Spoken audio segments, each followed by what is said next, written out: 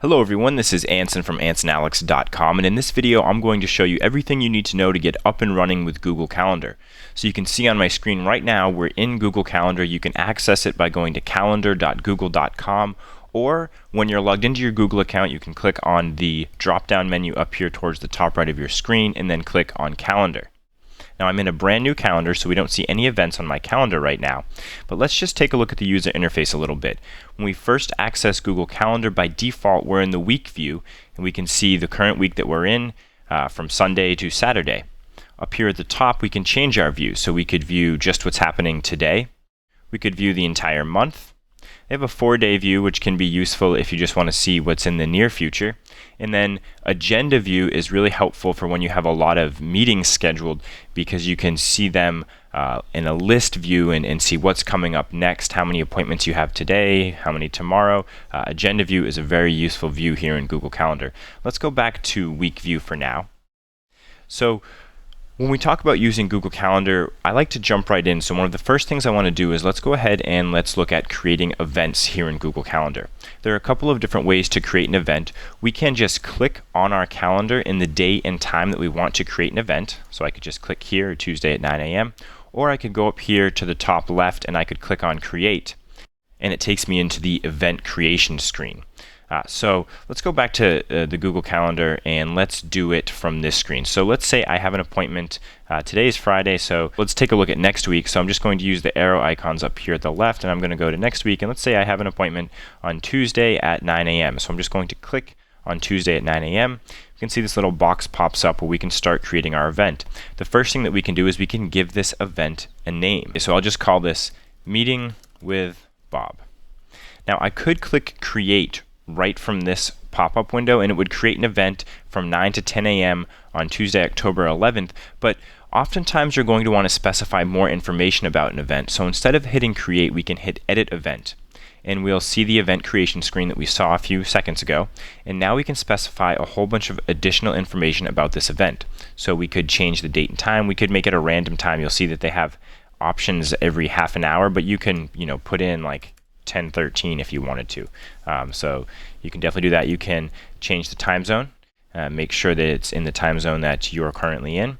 We can make this a repeating event. So you'll notice that there's the repeat checkbox here, and if I click into the repeat checkbox, a window pops up that allows me to specify some different options about when this event is going to repeat. So I can have it repeat weekly, monthly, yearly, daily.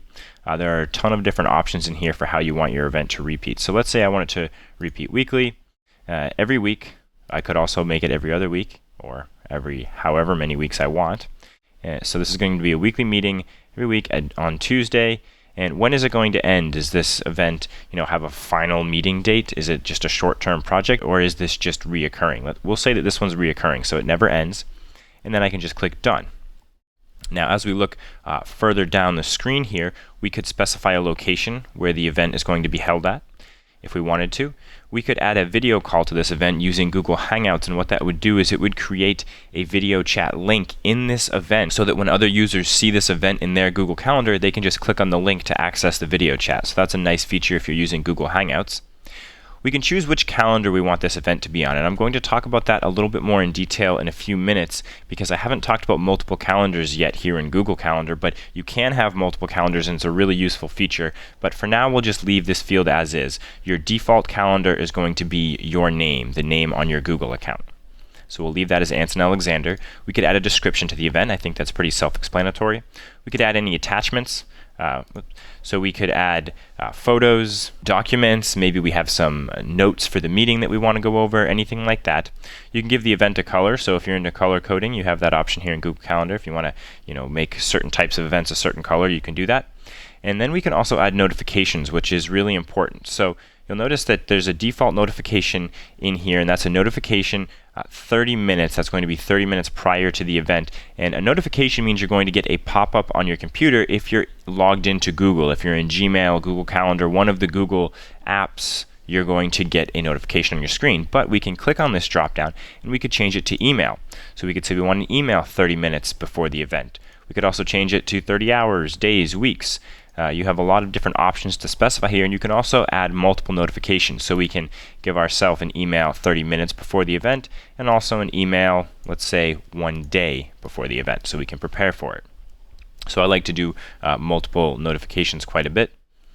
Down here at the bottom, you don't have to worry too much about these just starting out with Google Calendar, but basically the Show Me As field makes it so that when other people invite you to events, if they invite you to an event at this time, it'll let them know that you're busy.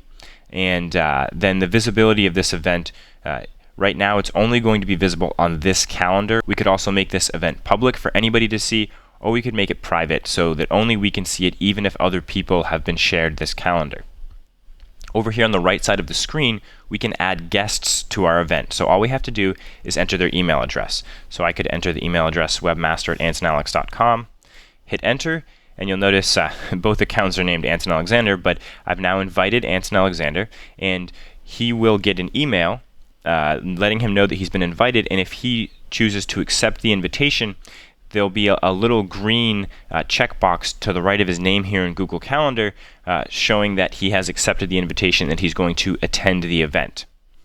And down here at the bottom, we can specify which options the guests have when viewing this event. Can they modify the event? Can they see the other people who are invited? And can they invite people themselves? So you can see we have a number of different options for creating events here in Google Calendar. Once you're ready, you can click on the red Save button at the top of the screen. It asks me, do I want to send invitations to guests? So that's up to you. Generally speaking, you probably do, but I'm not going to for this example right now. And you'll notice that I now have Meeting with Bob is now on my calendar for Tuesday, October 11th. And if I were to click on the month view to take a little bit of a broader look, you'll notice that now on every Tuesday I have a Meeting with Bob scheduled. So we've created a reoccurring weekly event. So that's how you can create events here in Google Calendar. When other people invite you to events, if you accept them, they will automatically appear on your own Google Calendar. So you don't have to, go in and add it yourself. It will come in automatically. So that's another great feature. Now I'd like to talk about using multiple calendars here in Google Calendar. So far we've just been using our default calendar. And to take a look at the calendars that are currently available to us, we can go to the left side of the screen, and you'll notice that we have two little areas right here. We have the My Calendars area and the Other Calendars area. If I click on the triangle to the left of these areas, it drops down to show me the different calendars within that section. So I've got My Calendars and then Other Calendars, and these are the default calendars that will automatically be created for you in a new Google account. So you've got your personal calendar, you have a birthdays calendar which can bring in birthdays from your Google contacts, and then you have a reminders calendar. If you use reminders in Google, they will automatically be added to your calendar. Now, we can show and hide calendars here in Google Calendar by clicking on them. So you'll notice that there's a color next to each one of these calendars, and if you look at my calendar to the right, you'll notice that I have Meeting with Bob is in a certain color, and then Happy Birthday is in a little bit of a different color. It's actually hard to tell with these two colors, but if I click on the birthdays calendar, you'll notice that the Happy Birthday event disappeared. And alternatively, if I click on birthdays to make it reappear again and then click on the Anson Alexander calendar, you'll notice that my Meeting with Bob disappeared. So this is a really great feature of Google Calendar, and it allows you to have dozens of calendars if you're working in a company or if you just have a lot of different scheduling going on. You can have dozens of calendars and you can view them all at once, or you can drill down to the specific calendar that you want to take a look at. If you click on the drop down arrow to the right of these calendars when you hover over them, you have some different options to configure this calendar. So you can go to the calendar settings, which we can look at in a few minutes, but we can change the color of events on this calendar. So I could change it to red, and you'll notice Meeting with Bob is now changed to red. And we can edit notification settings for this calendar, so don't forget to take a look at the additional settings. If we click on calendar settings, you'll notice that we have a number of different options here. We could give the calendar a description, a location. This is really good if you're going to be sharing this calendar with other people. You might want to add a description so that when you share it with them, they know what this calendar is all about. You could embed the calendar in a website. You can export it so you could bring it into a different calendar system. So there are a number of different options in here as well. Let's go back to my Google Calendar, and let's talk about creating a new calendar. So to create a new calendar, all we need to do is click on the drop down next to My Calendars and click on Create New Calendar. So you see we're brought back to the screen that we just saw when we went to edit the settings of a calendar, and we'll just call this calendar, Work. It's our work calendar. I'm going to leave all of these settings as default for now. It should have the time zone in there that you're currently located in. You definitely don't want the calendar to be public unless it's for a very specific situation. And we could share this calendar right now from this area in Google Calendar so that other people could have access to it as well. But I'm not going to do that, so I'm just going to click Create Calendar. You'll notice on the left side of my screen in the My Calendars section, I now have a calendar called Work. And what I can do is I can go over here to the right side of my screen where I can see all of the different days of the week, and I can create a new event.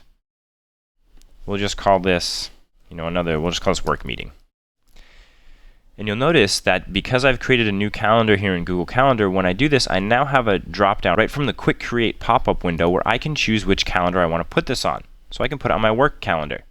Click Create. You'll notice I now have an event on my calendar called Work Meeting, and it's in the same color as the work calendar is over here on the left side of the screen. As people share calendars with you here in Google Calendar, they'll appear down here in the Other Calendars section, and you can click on them to show and hide events just like you can with calendars up here in the My Calendars section. So again, you can have dozens of calendars here in Google Calendar, and you can look at them in multiple different ways so that you can see which events are happening at the same time, but yet you can also drill down and look at only the events within a specific calendar. So that's most of the functionality of Google Calendar, but I do want to quickly take a look at the Google Calendar settings. So to access Google Calendar settings, we're going to click on the gear icon at the top right of our screen, and we're going to click on Settings.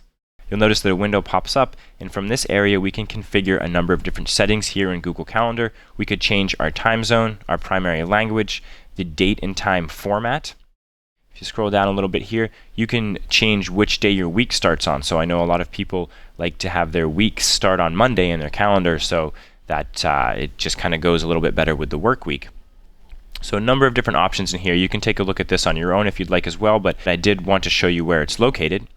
I'm going to scroll back up here to the top. Notice we have 3 tabs here in the calendar settings. If we click on the Calendars tab, this will show us all of the calendars that we currently have in our account, and we could click on the calendar to edit the settings right from here. We can edit notifications. We could take this calendar out of our list. So that's the list that we saw on the left side of our screen. Without actually deleting the calendar, we could just hide it from the list. So that might be helpful if you have an old calendar that you still might look at once in a while, but you don't want to see it every day when you log into Google Calendar. The third tab up here at the top is the Labs tab, and if you've used Gmail, you might be familiar with Labs, but they're essentially add-ons that you can add to your Google Calendar to increase the functionality.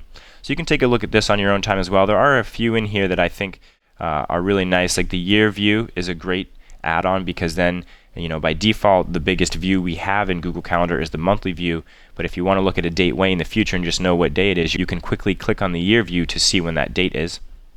And then there's also another one down here, the world clock. So if you're doing business in multiple time zones, you can have a world clock added to your Google Calendar, so when you create events, you can see what time it will be in different parts of the world.